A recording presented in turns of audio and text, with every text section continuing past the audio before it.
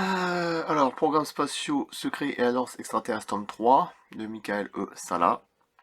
Alors, Siemens c'est connu, hein. Siemens est un groupe international d'origine allemande, spécialisé dans le secteur de l'énergie, de la santé, de l'industrie et du bâtiment. Il a été fondé en 1847 par Werner von Siemens. Ouais, sur Wikipédia, vous allez trouver. Donc, c'est parti. Mais là, je vous parle de Siemens et la traite d'esclaves galactiques. Et pourtant, c'est Siemens.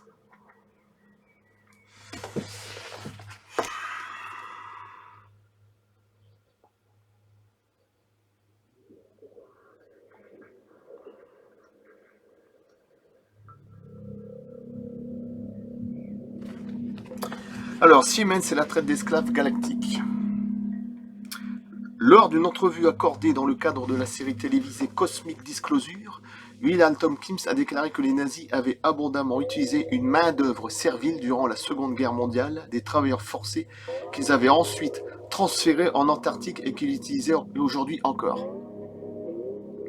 L'Allemagne nazie avait bâti d'immenses installations souterraines qui utilisaient systématiquement des esclaves.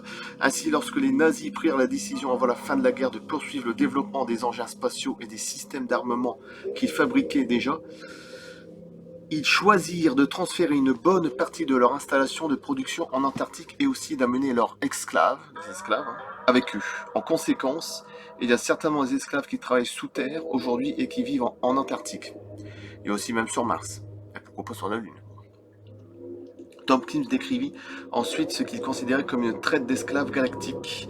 La traite d'esclaves est un domaine extrêmement lucratif et cette traite est malheureusement toujours pratiquée aujourd'hui.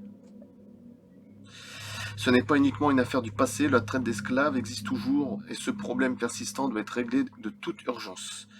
En fait, différents types de personnes ont été enlevées à des fins d'esclavage ou d'esclavage sexuel. Plus les personnes enlevées sont intelligentes et performantes, plus cela augmente leur valeur marchande. Je pense qu'on peut répartir les personnes enlevées dans le monde en 4 ou 5 catégories différentes. Dans la première catégorie, on retrouve les personnes les plus brillantes, comme des experts en recherche médicale ou des cadres occupant des postes importants au sein de grandes entreprises. Le même processus est appliqué dans les 3 ou 4 catégories inférieures, ce qui permet finalement d'établir un certain cloisonnement entre les différentes catégories. Déjà, ils ne prennent pas de gens non plus, je veux dire, bon.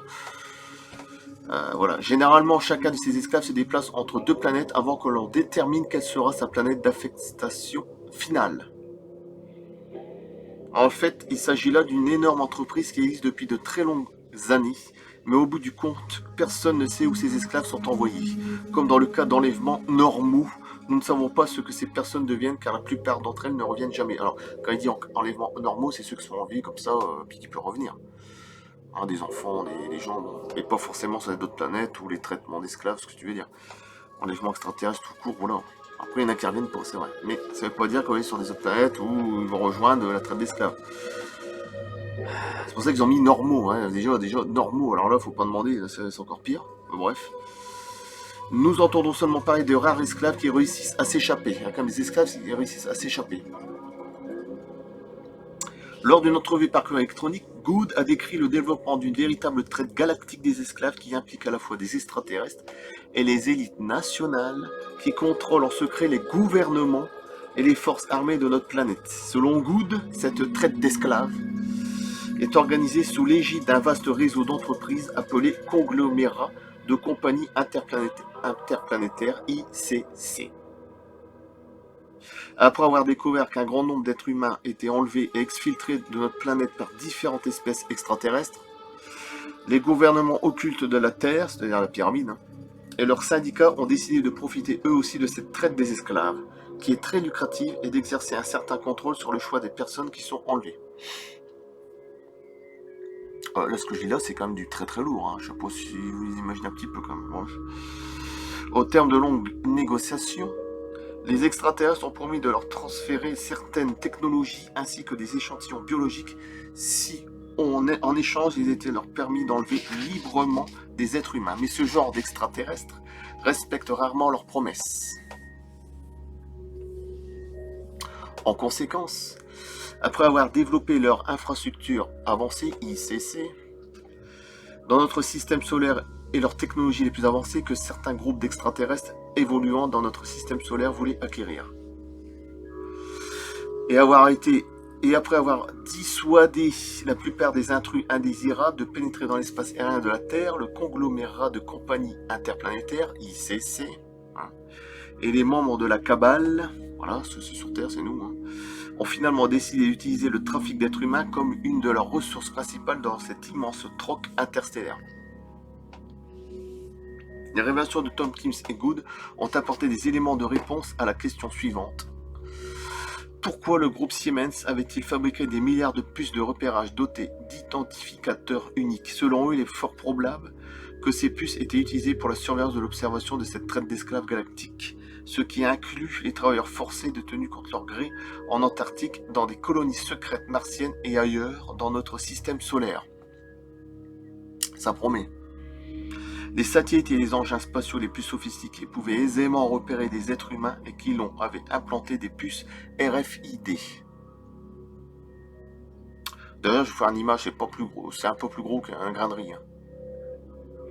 J'ai l'image, ce qui permettrait aux responsables du programme spatial allemand de savoir où et comment cette main-d'œuvre servile était utilisée.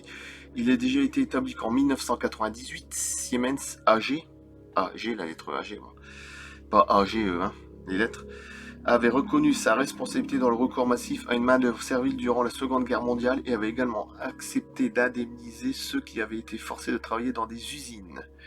Selon les chiffres officiels, alors pourquoi pas dans l'espace des traites, voilà, c'est ça que ça veut dire, ce qui est fort possible. Selon les chiffres officiellement publiés par Siemens, le nombre de travailleurs forcés ayant travaillé dans ces sites, faut oublier que c'est allemand,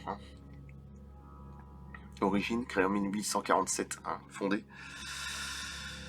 Selon les chiffres officiellement publiés par Siemens, le nombre de travailleurs forcés ayant travaillé dans ces sites de production était estimé entre 10 000 et 20 000 personnes. Si les témoignages de Pawelek, Tompkins et Good sont fiables, on peut aisément assumer que le nombre de victimes de cette ignoble pratique de la traite des esclaves est aujourd'hui considérablement plus élevé.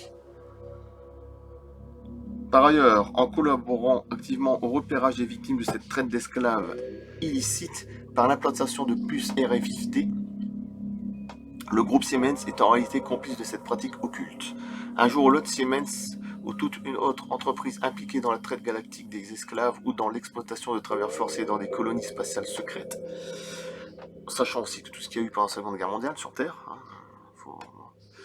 devra répondre de ses actes, reconnaître son implication, faire face à la justice et compenser les victimes de ces crimes contre l'humanité, qui pour le moment sont tenus dans le plus grand secret. Ça veut dire qu'un jour ou un autre, si ça se casse la gueule, Siemens, ça va faire très mal, c'est extra-pu de toute façon.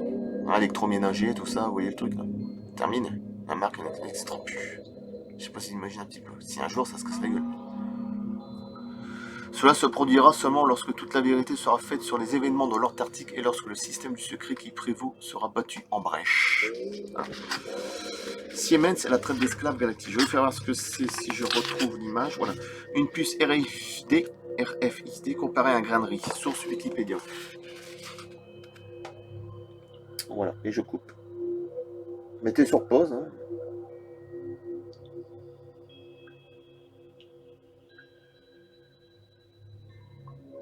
Voilà, merci. C'était très important et surtout très très grave. C'est quand même la marque Siemens. Ça va? Non?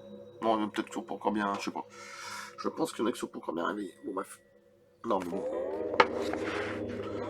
On peut peut-être en rire, on peut se foutre de ma gueule, ce que tu veux, mais bon. Moi, je ne ris pas tellement sur ça, parce que déjà dans les années 40, ils faisaient ça. Des horribles choses. Traite d'esclaves. Allemands. Bon, je coupe. Merci. À bientôt.